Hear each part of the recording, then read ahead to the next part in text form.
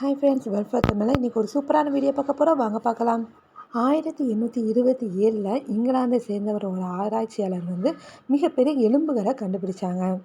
இந்த எலும்புகள் எல்லாமே யானையோட எலும்புகளாக இருக்கலாம் அப்படின்னு நினச்சாங்க. ஆனால் அது இல்லை அப்படின்னு ஆராய்ச்சியாளர்கள் கண்டுபிடிச்சாங்க. இது உலகம் முழுவதும் இந்த மாதிரி எலும்புகள், அதேபோல் முட்டைகள், எச்சங்கள் எல்லாமே கண்டுபிடிச்சாங்க. அதுக்கு பேர் டைனோசர் அப்படின்னு பேரும் வச்சுருக்காங்க. 1917 முதல் 33 வரை இந்தியாவில் ஆய்வு பண்ணாங்க. அதில் ஒரு சில இடத்துல இந்த மாதிரி டைனோசர் வகையான எலும்புகளையும் கண்டுபிடிச்சாங்க. மகாராஷ்டிரா, தமிழ்நாடு, மத்திய பிரதேசம் அப்படி சில இடங்களை கண்டுபிடிச்சாங்க. தமிழ்நாட்டு எங்கே அப்படின்னா அரியலூர், அங்கே கண்டுபிடிச்சிருக்காங்க.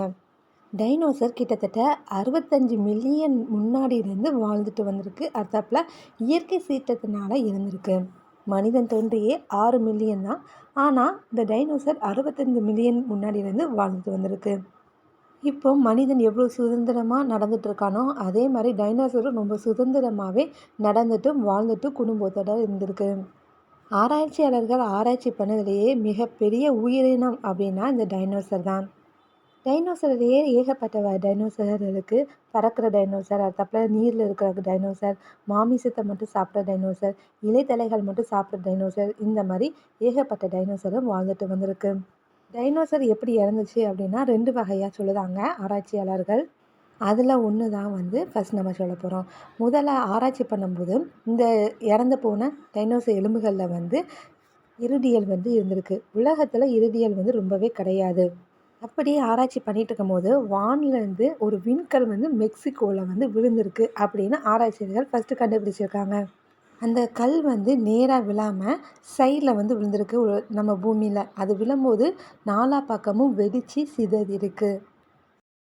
அந்த கற்கள் ரொம்ப தூரம், அதாவது ஒரு கண்டை விட்டு ஒரு கண்டை சிதற மாதிரி அந்த கற்கள் சிதறி இருக்கு.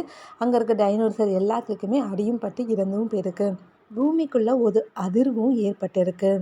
இப்படியும் இறந்துருக்கலாம் அப்படின்னு சொல்லியிருக்காங்க. அடுத்தாப்புல இன்னொருத்தவங்க என்ன சொல்லுதாங்கன்னா எரிமலைனால் இறந்துருக்கலாம் அப்படின்னு சொல்லுதாங்க.